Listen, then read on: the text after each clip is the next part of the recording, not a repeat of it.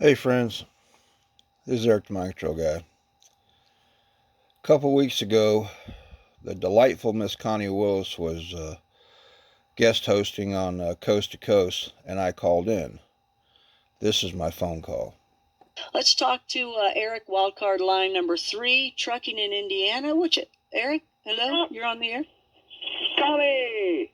Oh, it is. It's you. How you doing? All right. Hey, this is the Eric are you moving? Guy. We're doing good. Yes, ma'am. Okay, give us a honk. Can you give us a honk? Honk, sure.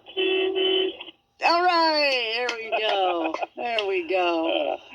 Anyway, I was before I came to work this morning, I was on YouTube cruising around, and I found this video. I just a little while ago I put it up on my Facebook page, Eric Mind Control Guy. And anyway, apparently these folks were over in Utah by this cave, and they had heard some strange noises coming out of there. And when they got close, the noises stopped. So they flipped out their video phone, and there was like wooden slats. And so they put their phone up to it, and about that time, this grayish, tall, slender humanoid popped out, and of course that spooked them, and the people Yep. turned around and ran out. And when they go in, they freeze frame it, and then you can see it. And I didn't know if you'd ever done any cryptid hunting over in Utah or not. No, but what a beautiful state. My goodness, holy cow. It's gorgeous. Yeah, I'd like to. Yeah. I'd like to. And anyway, like I said, I put the video up on my site, so anybody wants to go check it out, you can check it out. And when I couldn't get through before, I'd left you a message, so that's what the message is about. Okay, well, what's it look like? The entity is like, it looks like it's probably about 5 foot tall or so, and maybe a little taller, slender, grayish, elongated head, and glowing eyes. Glowing behind this rock. Yeah, that's what it looked like to me when I saw it. It looked like because you only see it for a split second, and then they turn around and leave, or run out. But then later on it was freeze framed, and you could see this thing, and it was just wow. And like I say, in the caves, and could be right below the surface of our feet, all the tunnel systems and stuff. We could have things right there, and we'd never know they're there. I'm telling you, I know. I mean, jeez, it's a whole new world down below, isn't it? So I didn't know if you'd ever run up on anything like that in your cryptid hunts. With that look, or any slender things like that? I've seen some slender things. I've seen so many things. You know, people just go out. When people say, and Eric, I know you can say the same thing.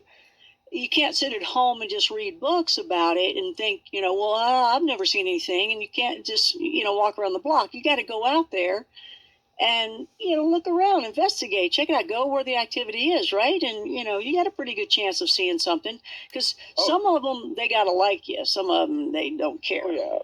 Well, exactly. And the thing that I find refreshing, being that who I am, and that I kind of like to use that line out of the old Ghostbusters movie, I'm here to believe you. And people would come to me and they would tell me their story because they know they were not going to get ridiculed.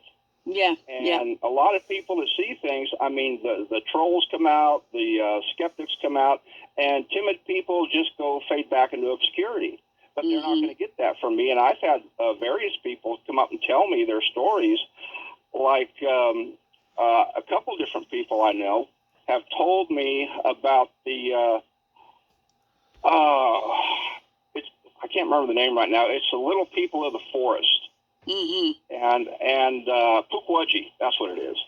One lady down in South Indiana, Rising Sun, and one guy that I work with, he told me the story too. And right next to where I work at, there's a bunch of marsh over there, and he's told me they hear a lot of strange things over there, but as soon as he tries to get one of the guards to come out, all of a sudden it stops.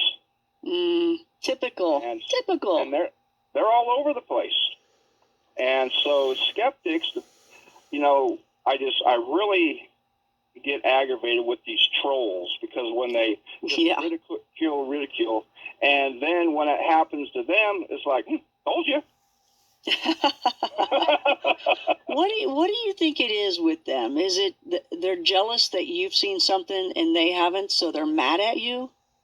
No, I think it's because they've been, just like a lot of folks, since the time we were born, all these ages of old, where every culture you can think of has stories about some obscure entity.